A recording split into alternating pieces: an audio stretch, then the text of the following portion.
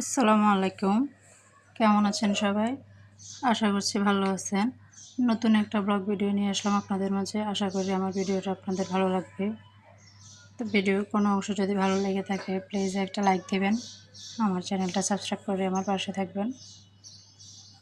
তো আজকে ভিডিওটা শুরু করছি সকালে নাস্তার পর থেকে।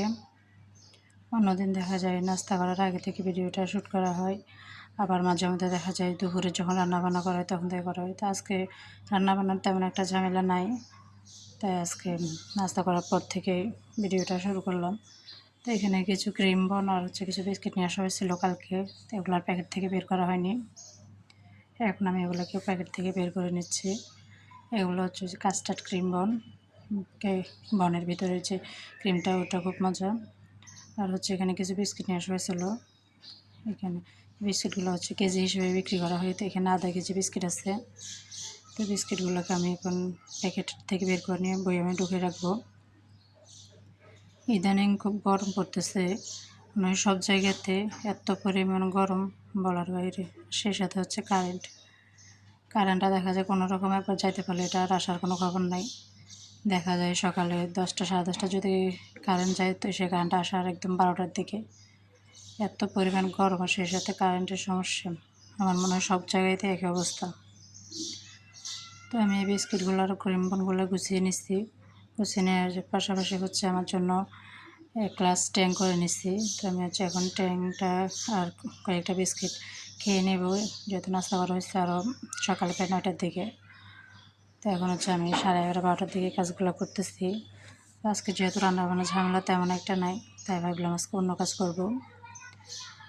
তো রান্নায় কেক আর বিস্কিট জুসটা খেয়ে আমি বিছানাটা গুছিয়ে নেব।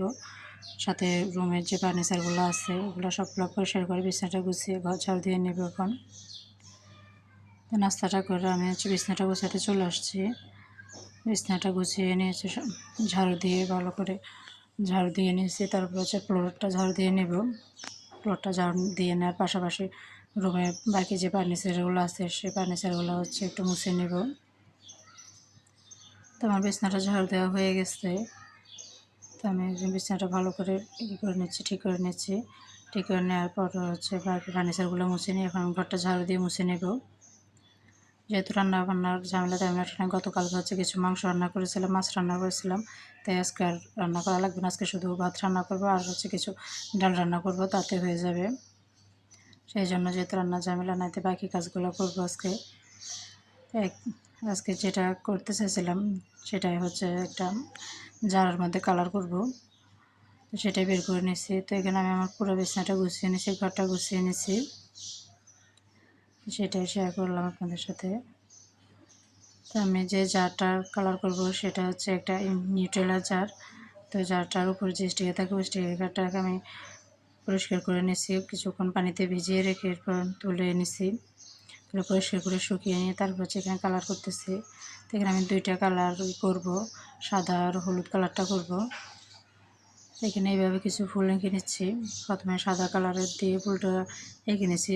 একসাথে করতে গেলে দেখা যায় একটা কালার সাথে আরেকটা কালার মিশে অন্য একটা কালার হয়ে যাচ্ছে। যেহেতু এখানে হলুদ কালারটা 2টা একটু দিয়ে দেখছিলাম যে 2টা কালার এসে যাচ্ছে। তাই আমি সাদা কালারটা করে কিছুক্ষণ ফ্যানের নিচে রেখে দিয়েছিলাম শুকানোর জন্য। এটা যখন পুরোটা শুকিয়ে গেছে তারপরে এটার মাঝখানে হলুদ যে কালারটা আছে ওই কালারটা দিচ্ছি। তো দেখতে একদম খারাপ না, ভালোই লাগতেছে মোটামুটি। ক্যামেরাতে কেমন আসতেছে জানি না, তবে আমার কাছে খুব ভালো লাগছে জারটা কালার করাটা। ডিজাইনটা যেমন আসছে মানে তেমনই আসছে, তবে দেখতে খারাপ হয়নি। তো যেভাবে কালার করার পরে এটা পাশাপাশি আমি ছোট্ট আরেকটা জার কালার করে নিচ্ছি। ওইটাতেও সাদা আর হলুদ রঙ দিচ্ছি। এটা ছোটো আরেকটা জারের মধ্যে, ওইটাও নিউট্রেলা জার। ছোটো এই জারটার মধ্যে ছোটো ছোটো করে 2টা ফুল এঁকে নিচ্ছি। ভিডিওটা এই পর্যায়ে এসে আবারও বলতেছি, আমার ভিডিওটা যদি আপনাদের কাছে একটু হলেও ভালো লাগে থাকে প্লিজ একটা লাইক দেবেন। ভিডিওতে ভয়েস ওভার করতে গেলে দেখা যাচ্ছে অনেক ভুল ত্রুটি হয়ে থাকে, সেই ভুলগুলোকে আমার সুন্দর দৃষ্টিতে দেখবেন। আমার চ্যানেলটা সাবস্ক্রাইব করে আমার পাশে থাকবেন। নতুন আরেকটা ভিডিও নিয়ে আসবো আপনাদের মাঝে। সে পর্যন্ত ভালো থাকবেন। আসসালামু আলাইকুম, আল্লাহ হাফেজ।